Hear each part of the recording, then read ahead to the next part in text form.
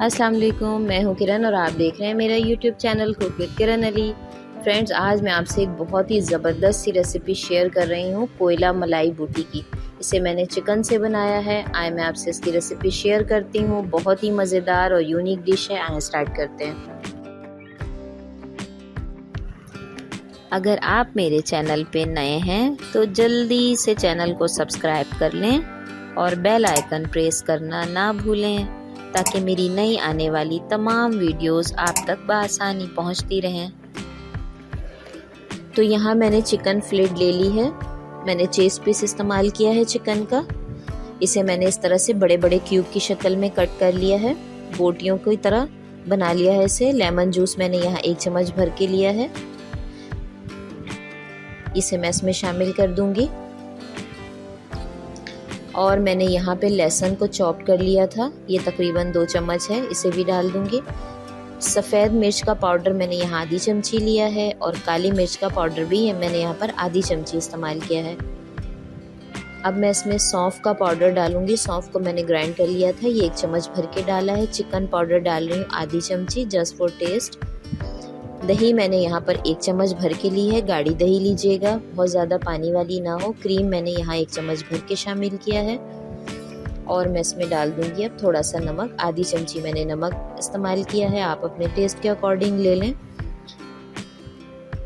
अब हम इसे अच्छी तरह से मिक्स कर लेंगे, लेकिन अभी हमारी चीज़ें कंप्लीट नहीं हुई, हमने कुछ और भी इसमें ऐड करना है। इन सबको मैंने अच्छी तरह से मिक्स कर लिया है। अब मैं ऊपर से इसमें मोज़रेला चीज़ डालूंगी, क्रश करके। तकरीबन 2 बड़े चमचे भर के होने चाहिए ये मोज़रेला चीज़ मैंने यहाँ पर इस्तेमाल की है। इसे मैंने क्रश करके इसमें ऐड कर दिया है।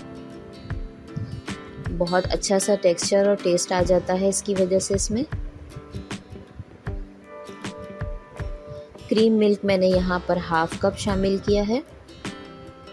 आधा कप, छोटा आधा कप मैंने इसमें क्रीम मिल्क शामिल किया है। अब हम इसे अच्छी तरह से मिक्स कर लेंगे और थोड़ी देर के लिए इसे मैरिनेट होने रख देंगे।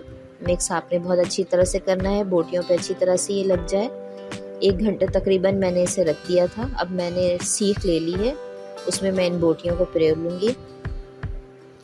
मैंने इस तरह बोटियाँ पिरो ली हैं इसमें, ये देख सकते हैं आप। कोयले मैंने पहले से तैयार करके रखे थे, सीखों को मैंने उस पर रख दिया है। इसे मैं कोयलों पर सेक रही हूँ। आपके पास अगर ये अवेलेबल ना हो तो आप चूल्हे पर भी हल्की फ्लेम पे कर सकते हैं। बट वो क्या है ना कि बारबेक्यू का तो आपको पता है अपना ही टेस्ट होता है।